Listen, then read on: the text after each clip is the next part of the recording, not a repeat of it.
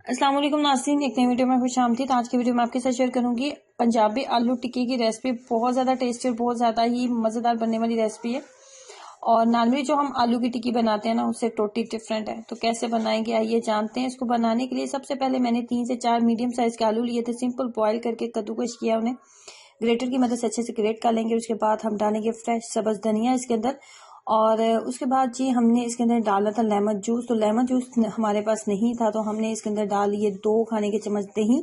अगर आपके पास lemon juice मौजूद है तो आप इसके अंदर लेमन जूस ही डालें।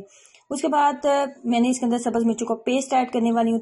3 से 4 सब्ज़ मिर्चें लेंगे और उन्हें फाइन पेस्ट की शक्ल में सिलबट्टे से बना लें, या आप उनको ग्राइंड कर लें सिंपल। उसके बाद इसके अंदर हम डालेंगे लाल मिर्च पाउडर। लाल मिर्च पाउडर मैं इसके अंदर 1 टीस्पून फुल भर के ऐड करूंगी। उसके बाद इसके अंदर डालेंगे नमक। उसके बाद नमक डालने के बाद मैंने अभी तक इसके अंदर गरम मसाला नहीं डाला, तो हम 1/2 टीस्पून के करीब इसके अंदर गरम मसाला पाउडर भी ऐड करेंगे।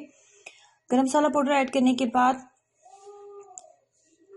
इसको कर लेना है हमने अच्छे से मिक्स अप करने के बाद हाथ के ऊपर थोड़ा सा इसका पेस्ट लेंगे आलू का, और उसके बाद इसके अंदर हमने फिलिंग जो करनी है ना, वो चने की दाल की करनी है। तकरीबन 1 कप के करीब मैंने चने की दाल ली थी। फुल बॉयल करने के बाद उसको सिलबट्टे में हल्का सा पीस लिया था। बहुत ज़्यादा फाइन नहीं हमने पीसना, बस हल्का सा पीसेंगे, उसका हल्का सा दाना रहना चाहिए।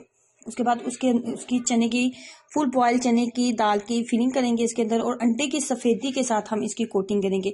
जब चने की दाल को मैंने बॉयल किया था तो इसके अंदर कोई नमक मिर्च कुछ भी ऐड नहीं किया था। सिंपल चने की दाल को पहले भिगो के रख दिया था। उसके बाद चने की दाल को सिंपल पानी डाल के बॉयल कर लिया था। अगेन मैं थोड़ा सा आलू का इसका मिक्सचर लूंगी और उसके अंदर हम चने की दाल, जो फुल बॉयल की हुई चने की दाल थी ना, उसका पेस्ट हम इसके अंदर रखेंगे।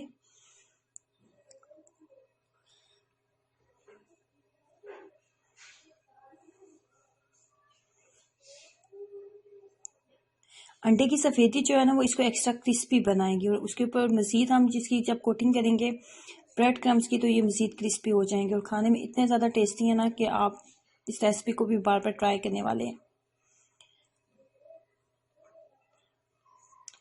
उसके बाद बहुत ज़्यादा कुकिंग ऑयल या घी का इस्तेमाल करने की ज़रूरत नहीं है, क्योंकि ये तमाम चीज़ें पहले से ही कुक हैं। बस हमने इतना इसको फ्राई करना है कि इसके ऊपर एक लाइट सा गोल्डन सा कलर आ जाए, तो इसको हम उतार लेंगे।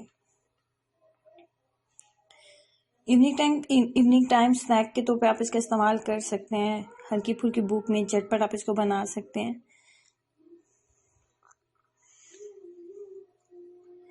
मज़ेदार आलू की पंजाबी आलू टिक्की हमारी तैयार हो चुकी है।